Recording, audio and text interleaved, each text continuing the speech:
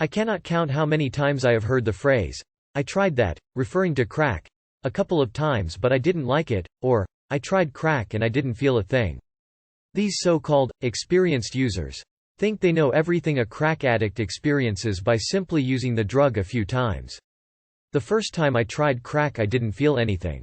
Like many other people I thought it was highly overrated and I considered it relatively harmless. I wasn't looking to go out and do it regularly after my first use, but I wasn't against it either. Because, as I said, it really had no effect on me after my first use. So I thought, there are stages to crack addiction. Recognizing these stages and understanding the effect crack has on the mind during these stages is half the battle. The period of time between when I first used crack until when I became a full-blown addict was over 1.5 years. During that span of time, I felt like many other people do right now.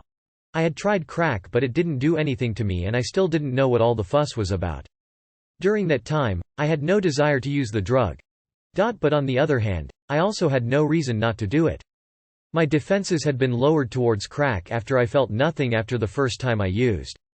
So was I addicted after the first time I smoked crack? It can be argued either way but I don't believe so. There wasn't anything pulling me back to crack after I tried it for the first time. Being in the wrong places at the wrong time and hanging around with wrong people lead to the beginning of my addiction. The second stage. User constantly thinks of crack.